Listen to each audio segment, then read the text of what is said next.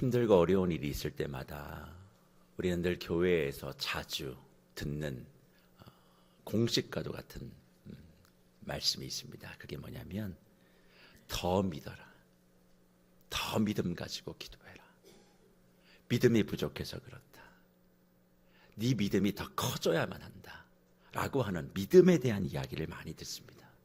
그런 이야기를 들을 때마다 동의해요. 그렇지, 믿음을 갖고 살아야지. 근데 한편으론 이런 생각도 듭니다. 얼마만큼 더 큰 믿음이 필요할까? 나의 인생 가운데 얼마만큼 더 큰 믿음이 있으면 하나님이 들어주실까?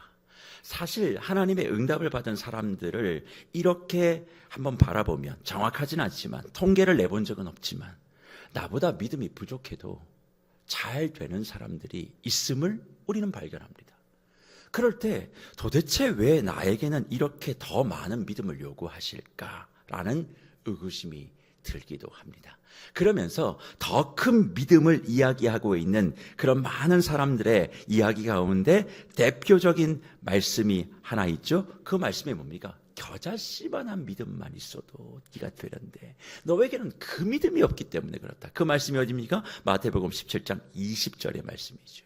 이르시되 너희 믿음이 작은 까닭이니 진실로 너희에게 이르노니 만일 너희에게 믿음이 뭐예요? 겨자씨 한 알만큼만 있어도 놀라운 일들이 있어요. 이 산을 명하여 여기서 저기로 옮겨지라 하면 옮겨질 것이요 또 너희가 못할 것이 없느니라. 아멘. 오늘 꼭 나가셔서 산을 옮기시길 바랍니다. 그리고 스스로 생각하십시오. 나는 겨자씨만한 믿음도 없다. 그런데 맞아요.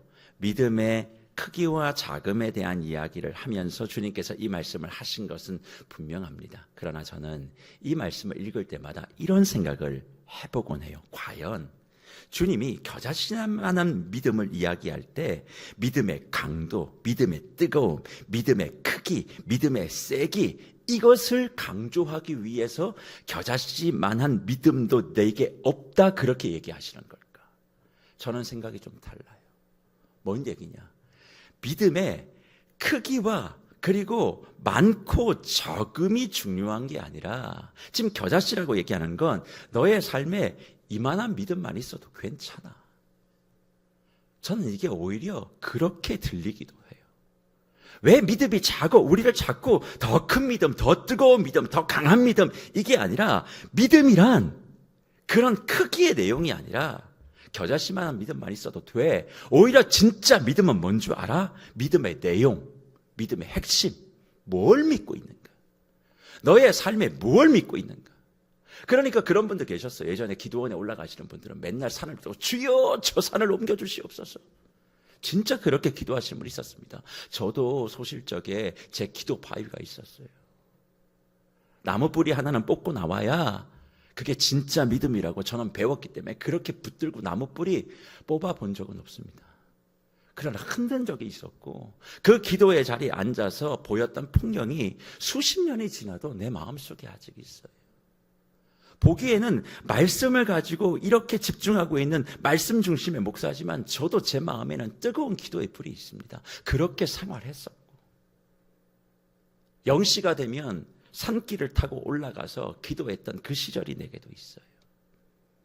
그렇게 하는 것이 당연하다 배웠기에 그런 기도의 신앙과 뜨거움 위에 주님은 제게 말씀의 어떤 은혜와 은사를 주셔서 그렇게 지금 사역하고 있는 거죠. 보이지 않는 곳에서 기도합니다. 더 뜨겁게 어쩌면 여러분들보다 더 긴 시간을. 그런데 그럴 때마다 제 마음에 드는 생각이 뭐냐? 그렇지, 믿음이라는 게 도대체 뭐야? 주님께서는 겨자씨만한 믿음만 있어도 된다고 얘기하시는 것 아니야? 오히려 믿음은 더 뜨겁게, 더 강하게, 더 세게가 아니라 뭘 네가 믿고 있냐고. 여러분이 믿고 있는 대상이 하나님 맞습니까? 그러면 하나님을 위해서 여러분 하나님의 나라를 위해서 더 많이 기도하세요? 아니면 여러분 자신을 위해서 더 많이 기도하세요? 믿음이 뭐냐? 믿음이 뭐냐는 핵심이 뭐냐면 무엇을 믿고 있느냐예요. 사람은 무엇을 믿고 있느냐에 따라서 행동하게 되어 있습니다. 그 사람이 무슨 행동을 하는지를 보면 그 사람의 믿음이 무엇인지를 확인할 수 있다는 거예요. 그러니까 저와 여러분에게 겨자씨만한 믿음이 있다라고 하는 말씀은 맞아요. 네가 더 뜨겁게 하나님을 확신해야 된다는 말도 있지만 그 이면에는 이런 말, 너 그 정도 믿음이면 됐어. 더 중요한 건 뭔 줄 알아? 네가 지금 믿고 있는 믿음의 내용이 뭐야? 난 핵심이 뭐냐가 더 중요해. 믿음이란, 신앙이란 그래서 이런 겁니다. 이게 진리구나. 하나님의 말씀하신 이것이 진짜구나. 하나님이 뭘 말씀하세요? 세상에 대한 진실이요. 저와 여러분에 대한 진실이요. 그러니까 세상이 이렇게 돌아가는 거고 사람이 이런 것이고 이것에 대한 하나님의 말씀을 믿고 사니까 어떤 일이 벌어집니까? 너무 좋은 거예요. 하나님의 말씀대로 살아보니까 너무 행복한 거예요. 그러니까 믿음은 뭐예요? 뭔가 내가 한번 하나님의 말씀한 대로 살아보니까 더 좋아서 더 믿음대로 살아가는 삶의 패턴이지, 내가 뭔가를 얻기 위하여 더 뜨겁게, 더 큰 믿음, 더 뜨거운 믿음, 더 열광하는 믿음, 하나님이 목적이고 하나님이 중심이시 아닌 그 뜨거운 믿음은 다 광신입니다. 진짜 믿음은 광신이 아니에요. 내가 믿고 있는 그 하나님이 진짜인가? 그러니까 믿음의 관심이 뭐냐면 하나님이 말씀하신 대로 사는 거예요.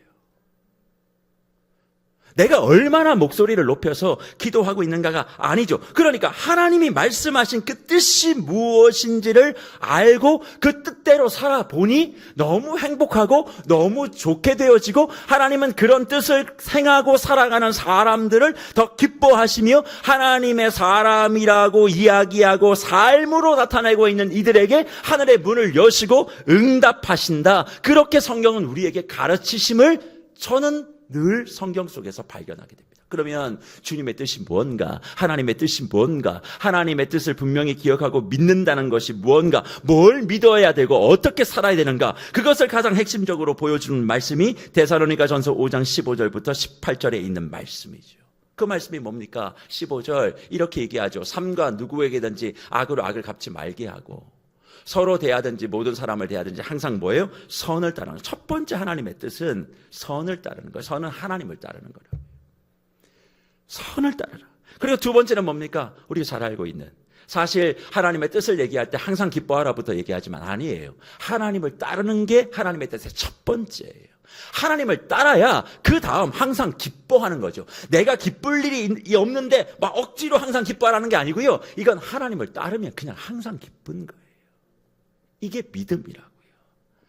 기쁠 일이 없는데 그래 항상 기뻐, 이걸 율법으로 봤잖아요. 우리는 그게 아니고, 기쁘시고 싶으세요? 항상 하나님의 말씀대로 해보세요.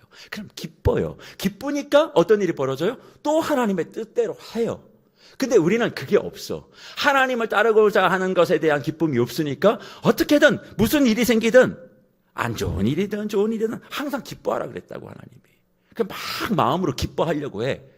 그러면 기쁘지 않아요. 진짜 기쁨은요, 하나님의 말씀대로 항상 선을 따라가면 기뻐요. 기쁘니까 또 따라가. 그리고 항상 기뻐하니까 그 다음 뭐가 되어져요? 쉬지 말고 기도하게 되는 거예요. 그렇죠? 주님을 따르고 기쁘니까 그 기쁨의 결과가 뭐라고요? 기도예요. 왜? 기도는 관계라 그랬잖아요. 하나님과의 관계가 기쁘니까 늘 그 사람은 기도하는 거예요. 근데 이걸 얘기하면 또 항상 우리는 뭐라고 변명해요? 쉬지 말고 기도 좀 하십시오. 그러면 쉬지 말고 기도하겠습니다. 언제 기도하십니까? 무시로 기도합니다. 난 무시로 기도하는 사람 중에 기도하는 사람 한 번도 본 적 없어요. 그러니까 그게 그냥 내가 소원 성취하는 기도가 아니에요. 이게 흐름이라고요. 하나님의 말씀대로 따라가니 항상 기쁘니, 항상 기쁜 자가 뭐 하는 거예요? 쉬지 않고 기도하는 거예요. 그리고 그렇게 기도하니까 뭐가 벌어져요? 범사에 감사하게 되고. 이것이 그리스도 예수 안에 있는 너희를 향한 하나님의 뜻이다. 그리고 그 뜻을 이제 행하는 사람들의 삶이 뭐예요? 성령을 소멸하지 아니하고, 그리고 예언을 멸시하지 아니하고, 그리고 뭐예요? 21절에 범사에 헤아려 좋은 것을 취한다. 이게 무슨 얘기냐? 헤아린다라고 하는 말은 도키마조라고 하는 말이에요. 조사해보고 입증해보고 구별해봐서 좋은 것을 뭐 합니까? 취한다. 그렇게 되어 있습니다. 그러니까 내가 계속 생각하는 거예요. 뭘? 하나님이 원하시는 게 뭘까? 이게 된다는 거예요. 그게 어떤 사람들? 성령 안에서 말씀을 붙들고 있는 사람들은 늘 그걸 생각하게 되어지니까 그 다음 마지막이 뭡니까? 악은 어떤 모양이라도 뭐 한다? 버린다. 처음에 시작이 뭐예요? 선을 따른다. 하나님을 따르면 결국 궁극적으로 이렇게 된다. 이게 1부터 8까지 하나가 된다. 그래서 이것을 하나님의 8가지 뜻해서 우리는 8뜻이라고 그래요. 8뜻. 근데 이 8뜻을 살아가는 사람의 선제 조건이 있습니다. 이게 어떤 사람이 하나님의 8가지 뜻을 제대로 이루어가며 믿음의 사람이 되는 줄 아십니까? 마태복음 5장 3절부터 10절까지에 있는 팔복이에요. 팔복 기억하십니까? 5장 3절에 뭐라고 얘기했습니까? 심령이 가난한 자. 4절에는 뭘 얘기합니까? 애통하는 자. 5절에는 뭐 얘기해요? 온유한 자. 그 다음에 의에 줄이고 목마른 자. 그리고 긍휼히 여기는 자. 그리고 마음이 청결한 자. 그리고 화평케 하는 자. 그 다음 의를 위하여 박해를 받는 자. 심의 온의 극마 화의. 이 8가지. 그러니까 팔복이 누려지는 사람이 8뜻을 이룬다. 그래서 저는 늘 이걸 이렇게 연결시켜요. 뭐라고 얘기하냐면 팔복인 팔지행이에요. 하나님의 뜻을 이루려면 팔복인이 돼야 돼. 내가 8가지 복 있는 사람이 되어져야 팔지행, 8가지 하나님의 뜻을 이룰 수 있는 거예요. 그런데 우리는 어떻게 하냐면 팔지행, 그냥 하나님의 뜻은 이거다. 그 8가지도 모르지만 그 가운데 3가지 항상 뭐예요? 항상 기뻐하라, 쉬지 말고 기도하라, 범사에 감사하라. 이 3가지만 톡 떼가지고 어떤 일이든 그렇게 하려고 하니까 뭐든지 다 뭐가 된다? 율법주의가 된다. 억지로 기뻐해야 돼. 억지로 감사해야 돼. 그게 아니라고요. 기쁨과 감사와 기도는 하나님을 따르면 되게 돼 있어요. 저와 여러분이 왜 그게 안 되냐? 하나님을 따를 마음이 없으니까. 그러니까 그렇게 되어지는 거죠. 그러면 하나님을 따르려면 어떻게 해야 돼요? 첫 번째, 심령이 가난해야 돼. 어제 말씀드렸죠. 내가 보인다고. 그 심령이 가난하고 그리고 마지막 8번째, 의를 위하여 박해받는 그런 사람들이 되면, 선팔복인이 되면 그냥 그 사람은 후팔지행을 하게 돼 있어요. 그런데 우리는 팔복에는 별로 관심이 없어. 그냥 어떻게든 내가 원하고 바라는 것들이 이루어지길 원하니까 신앙의 언밸런스. 주님의 말씀과 내 삶은 계속 괴리돼. 하나님이 가르쳐주는 것 없으니까, 가르쳐주는 것에 대한 이해가 없으니까 자꾸 불편해지는 거예요. 그 불편한 가운데 오늘 팔지행의 3번째, 쉬지 말고 기도하라. 그렇죠. 우리가 힘들 때마다 늘 가르침 받는 게 뭡니까? 이제 쉬지 말고 기도가 부족해서 그래. 그럼 여기서 말하는 쉬지 말고 기도함의 의미가 진짜 뭘까? 하나님을 따르며 그리고 그로 말미암아 얻어진 항상 기쁨의 결과가 기도인데 쉬지 말고 기도하라고 얘기한다. 이 쉬지 말다라고 하는 말이 헬라어 말로는 연속해서 끊임없이라는 뜻이에요. 원래 본문은 연속해서 끊임없이. 그럼 문자적으로 받으면 무별 여러분, 우리가 연속해서 끊임없이 기도할 수 있습니까? 불가능한 걸 하나님 말씀하시는 거예요. 아디알레이토스라고 하는, 이게 연속해서 끊임없이 단 한 번도 쉬지 않고. 여러분, 이 말씀이 하나님 뜻이면 하나님 우리에게 어거지를 쓰고 계시는 거 아니에요? 억지 부리고 있는 거 아니에요? 우리도 삶을 살아야 되는데 어떻게 쉬지 않고 기도할 수가 있어? 그러니까 이 말씀을 문자 그대로 받으면 우리는 신앙적으로 굉장히 부담을 많이 가집니다. 그러니까 세상 주의를 들어보세요. 쉬지 않고 기도하는 사람이 어디 있어요? 겨우겨우 새벽 기도 나와도 졸다가 가는 경우가 대부분이고, 하루에 그냥 삼시세끼 먹을 때마다 기도하는 게 전부고. 그러면 하나님의 뜻을 우리가 이루지 못하니까 마음에 너무 불편함이 있지 않습니까? 그럴 때마다 우리가 늘 얘기하는 게 뭐예요? 쉬지 않고 기도하는 것도 중요한데 간절하게 막 기도하는 게 더 중요해. 그러니까 쉬지 않고 기도함보다 우리는 더 간절하게 뜨겁게 소리질러 기도해야 돼. 그걸 더 강조합니다. 뜨겁게 기도하고 간절하게 기도하는 것의 대표적인 게 뭡니까? 대한민국 교회의 특징 있죠? 주여 삼창기도. 여러분 많이 해보셨죠? 안 해보셨습니까? 해볼까요? 예, 주여 3번 부르고 기도하자고. 주여 삼창. 근데 물어볼게요, 무별 여러분. 주여 삼창에 성경적 근거가 있습니까? 있어요? 그러니까 없다고 하시는 분들은 이 성경을 다시 보셔야 되는 거예요. 주여 삼창에 성경적 근거가 있습니다. 그게 뭔지 아세요? 위급할 때 미국에서 하신 분들 여기 계시는지 모르겠습니다만 위급할 때 미국에서 뭘 불러요? 911 부릅니다. 한국에서는요 위급하면 911이니까 119겠죠. 천국에서는 위급할 때 부르는 게 있습니다. 뭔지 아세요? 919입니다. 다니엘서 9장 19절이에요. 뭐라고 얘기합니까? 이렇게 말씀하죠. 거기에 주여 들으소서. 다니엘이 기도할 때 주여 들으소서. 두 번째는 뭐냐면 주여 용서하소서. 그리고 세 번째는 주여 귀를 기울여 달라고. 자막이 준비가 안 된 것 같은데 분명히 제가 전달을 안 했을 거예요. 다니엘서 9장 19절. 미국은 911, 한국은 119, 천국은 919라고요. 보세요. 주여 들으소서, 주여 용서하소서, 주여 귀를 기울이시고. 이게 주여 삼창의 근거가 되는 말씀이에요. 그러니까 그냥 근거 없이 따라가는 것도 문제지만 다 근거가 있어요. 그러면서 간절하게 지체하지 말아달라고, 귀를 기울여달라고, 주여 용서해달라고 이렇게 기도하는 주여 삼창 기도만 우리가 강조하고 뜨겁게 기도해라 라고 얘기했지, 쉬지 말고의 기도에 대하여는 우리가 이야기하지 않는 거예요. 그러니까 무별 여러분, 쉬지 않고 우리는 기도할 수 없고요. 문자적으로. 그렇죠? 그리고 그렇게 간절하게 기도하더라도 내 삶 가운데 내가 원하는 바대로 되지 않는 경우들이 너무 많이 있다. 그러면 주님께서는 왜 쉬지 않고 기도해야 됨을 말씀하고 있을까? 다시 말씀드립니다. 기도는 해야 될 숙제와 의무가 아니라 특권이고 기쁨이라고요. 상상선을 따르고 기뻐하는 자가 할 수 있는 게 기도입니다. 그냥 내 소원 아래이고 하는 게 아니라 일단 기뻐야 되는데 그 기쁨의 원천은 하나님의 말씀을 따라가는 거예요. 하나님의 말씀을 따라 살아감으로 내가 예수의 제자됨에 대한 기쁨이 넘치는 사람은 기도가 출발되게 되어 있습니다.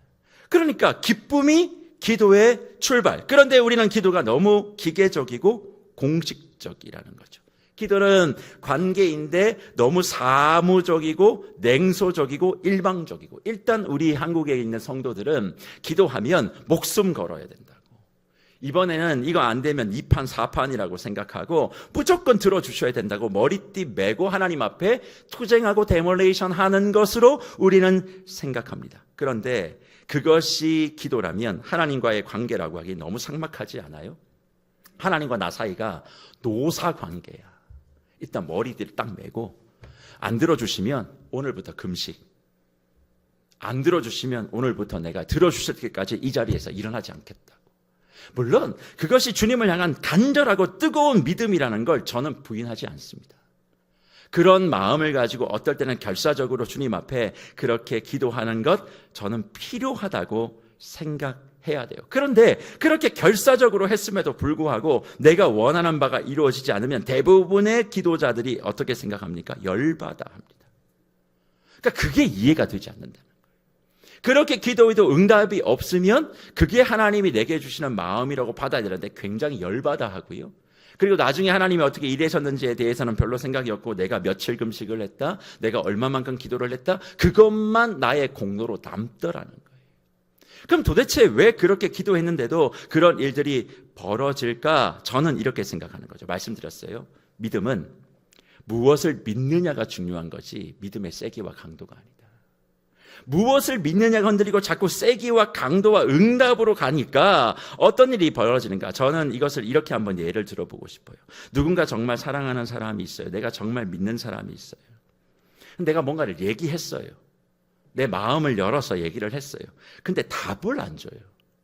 내가 정말 믿고 내가 정말 사랑했는데, 그래서 내가 정말 내 마음에 있는 걸 다 꺼내서 얘기를 했단 말이에요. 뭐 직접 만나서 얘기를 하지 않고 문자나 카톡 같은 걸 줬어요. 근데 답이 없어요.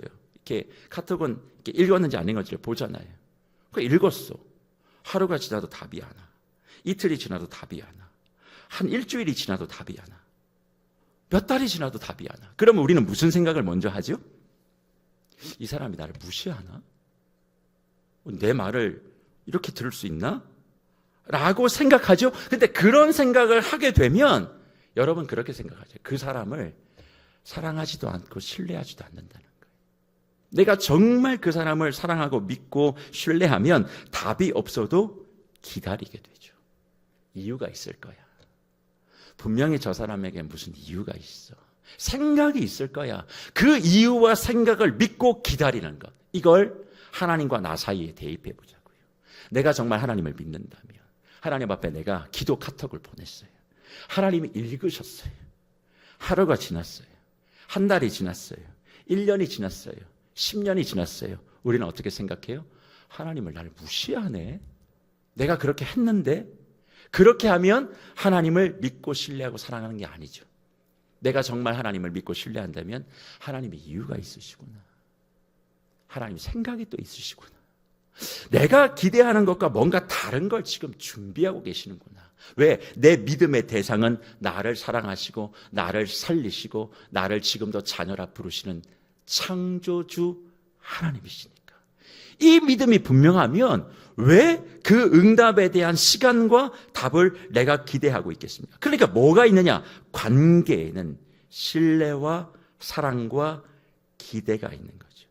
그 상대가 어떻게 행동하는지 내가 원하는 대로 되지 않는다고 해서 절대 열받지 않는 거예요. 나는 그냥 그를 사랑할 뿐이에요. 그를 신뢰할 뿐이에요. 그러면 믿고 기다리는 거죠. 기도가 그렇다는 거예요. 내가 뭔가를 해도 응답이 영 없을 때 하나님을 믿고 기대하고 신뢰하며 주실 것을 기대하고 기다리고 그 하나님을 바라보는 것, 그게 기도라는 거죠.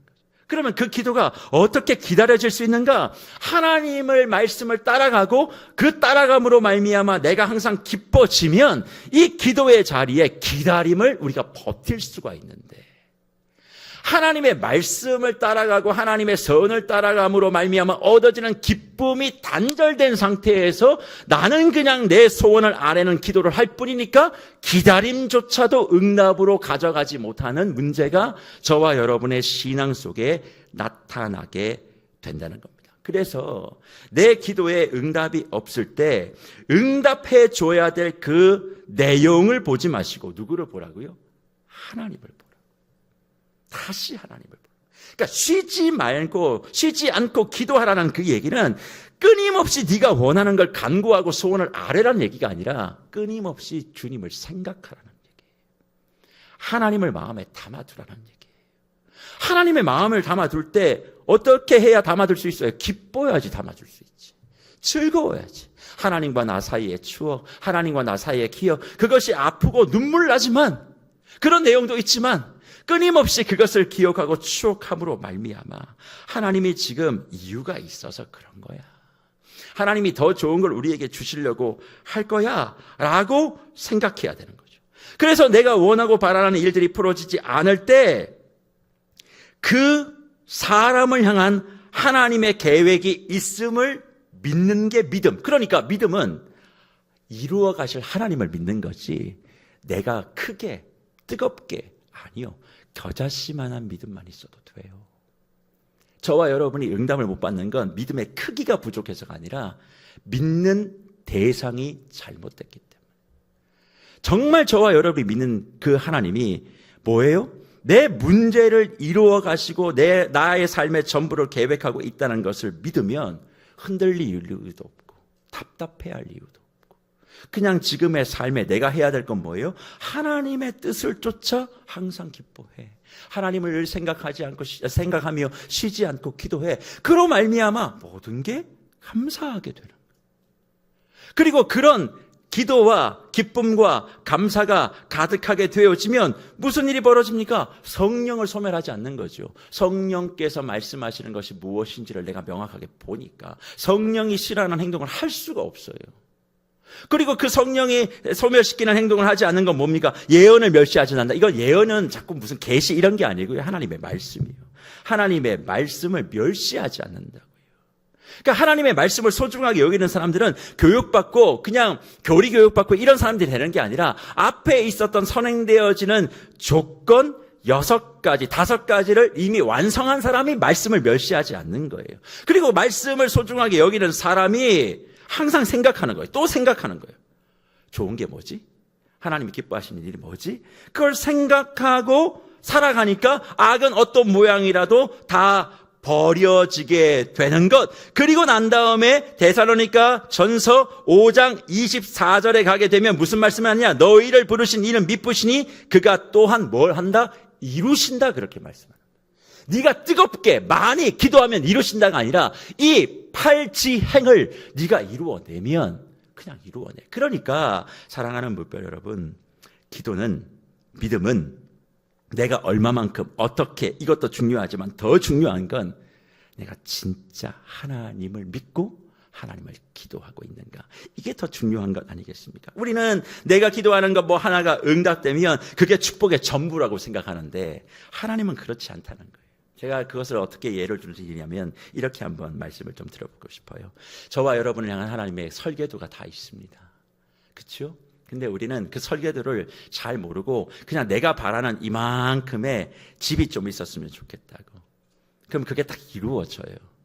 근데 그 집은 뭐냐면 늘 옆으로만 지어지는 집이야. 그러니까 소위 제가 지난번에 남아프리카 공항 갔다 왔습니다만 양철집, 그것도 집이에요. 한 16만 원 하는. 근데 그거를 막 얻기 위해서 우리 남아공에 있는 우리 분들이 정말 마음을 다한단 말이에요. 그게 응답이죠. 근데 그런 양철집이 계속 옆으로만 이어지면 그게 축복일까요? 하나님은 그런 집을 우리에게 원하시는 게 아니라 뭐 이렇게 제가 보기에는 그렇게 좋은 건물은 아니지만 그냥 예를 들자면 우리 잠실에 있는 롯데타워 같은 건물을 저와 여러분에게 짓기를 원하는 거예요. 쌓아가기를 원하는 거예요. 옆으로 양철집을 넓혀가서 뭐 몇만 평 양철집이면 뭐합니까? 하나님은 그게 아니라 차곡차곡 더 쌓아가서 자라가고 쌓아가고 높아져서 내가 생각하는 것보다 더 많은 걸 보게 하고 내가 생각하는 것보다 더 많은 것을 빛나게 함으로 말미암아 살아가는 그런 삶을 우리에게 요청하고 계신데 그러다 보면 옆으로는 안 갈 수 있어요. 그리고 롯데타워 짓는데 뭐 한 달, 두 달 만에 뚝딱뚝딱 됩니까? 안 된단 말이에요. 땅도 파야 되고 철근도 넣어야 되고 거기에 빔도 박아야 되고 다 시간이 걸리는 거예요. 하나님은 그런 시간들을 가지고 하나하나 차곡차곡 올려지기를 원하는데 우리는 그 차곡차곡 올려지는 시간들이 더디어지면 하나님 나를 사랑하지 않았다고, 응답하지 않았다고. 뭐만 바라는 거예요? 내 옆에 양철집만 넓혀가고 있는 사람들, 그것만 부러워하고 있는 거예요. 막 뭐 잘 되는 분들이 있으시면 앞에서는 그러지 마시고요. 집에 가서 속으로 양철집이라 많이 지어라 그러세요. 하나님 나는 고급 주택 주시기를 바랍니다. 그런 마음을 가지시고 하나님의 뜻하심이 있어. 응답이 없다고 주님이 나를 무시하거나 나를 그렇게 외면한 것이 아니라 응답이 없어도 하나님의 시간 안에 은혜의 품 안에 내가 있는 것이고 내가 생각지도 못했던 그 사건과 그 시간과 그 세계로 나를 인도해 가시는 것을 내가 믿는 거예요. 왜 그게 믿어져요? 나는 믿음의 강도가 아니라 믿음의 내용이 하나님이시기 때문에. 하나님은 영원하시니까. 하나님은 지금 나와 함께하고 계시니까. 그래서 시간은 늘 화살처럼 지나가는 게 시간만 아닙니다. 늘 우리는 여기 계신 뭐 세월이 화살처럼 막 간다 뭐 그렇게 생각하지만 시간은요 화살처럼 쌩하니 지나가는 것만 시간이 아니라 멈춰 있는 것도 시간이에요. 시간이라는 게 그런 거 아닙니까? 늘 앞으로만 가나요? 시간을 가만히 보면 1초지만 그 1초 안에 정말 아주 많은 일들이 일어납니다. 사랑하는 사람과 눈맞춤 되어지는 1초 안에 수많은 얘기들이 눈빛을 통해서 왔다 갔다 하죠. 멈춰 있는 시간입니다. 짧게 지나가는 것 같지만 이미 볼 거 다 보고요. 알 거 다 하고요. 인지할 거 다 해요. 그 짧은 눈맞춤 속에도 시간은 그런 겁니다. 그러니까 흘러가는 것만 시간이 아니라 멈춰 있는 것도 시간이라면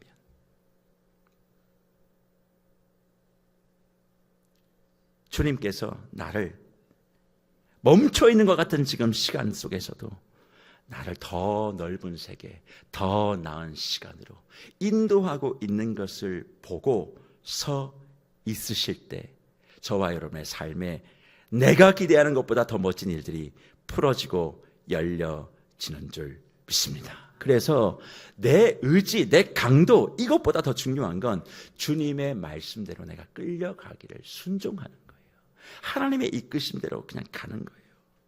물론 현실에 응답이 없는 건 너무 힘들지만 그 안에도 하나님이 일하시고 계신다.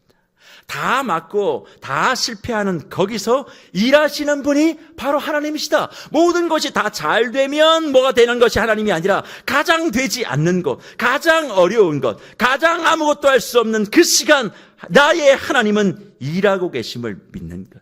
이게 믿음이고 그 믿음을 가지고 기도하는 자는 결코 망하지 않게 해주신다 말씀하시는 것을 믿으시고 오늘 주님 앞에서 응답의 삶을 살고 싶으세요? 선팔복인 후 팔지행. 그리고 그 팔지행의 세 번째 쉬지 말고 기도하라의 그 의미가 도대체 우리에게 무엇인지를 다시 한번 살피시는 저와 여러분들 되시기를 바랍니다. 그래서 말씀을 마무리하며 이런 말씀을 좀 드리고 싶어요. 우리 요즘 뭐 이렇게 정원 가꾸시고 또 봄이 되니까 많은 권사님들의 애를 쓰시는데 정말 그 손길 너무 감사하고 또 우리 이 일을 위해서 헌신하시는 우리 권사님 집사님들 마음 복을 받으시길 바랍니다. 그런데 그 화단이나 우리 정원에 씨를 뿌리면 바로 싹이 안 나와요. 기다려야 돼요. 한참을 기다려야 돼. 물도 줘야 되고 볕도 줘야 되고 기후도 맞아야 되고. 그렇지만 안 나온다고 안 해. 이게 아니죠. 안 나오지만 또 뿌리고 또 가꾸고 하는 거예요. 하지만 시간이 지나고 조건이 맞으면 나오게 되지 않습니까? 우리의 삶도 우리의 응답도 그런다. 하나님이 꼭 피우실 거예요. 하나님이 저와 여러분이라는 나무를 자라게 하실 겁니다. 지금 당장 눈에 보이지 않는다고. 고 나오는 하나님은 나무와 열매죠. 그런데 우리는 그 움트지 않는 뭔가 반응이 없다고 그렇게 실망하고 낙담하지 마시고 내 삶이 지금 망했어요. 탄식 가운데 있는 그런 밭이에요. 하지만 주님은 그 속에서 씨를 뿌리시고 빛을 비추시고 일하고 계심을 믿고 환경과 반응과 몇 가지 양철집 같은 응답에 마음 동하지 마시고 우리는 믿음의 핵심 무엇을 믿느냐? 우리 하나님은 망한 곳에서 죽은 곳에서 생명과 부활을 이루어내신 그 하나님을 믿음으로 저와 여러분의 삶의 희망의 날개를 활짝 펴시는 우리 세계로교회 특세에 참여한 모든 주의 권속들 되시기를 축복합니다.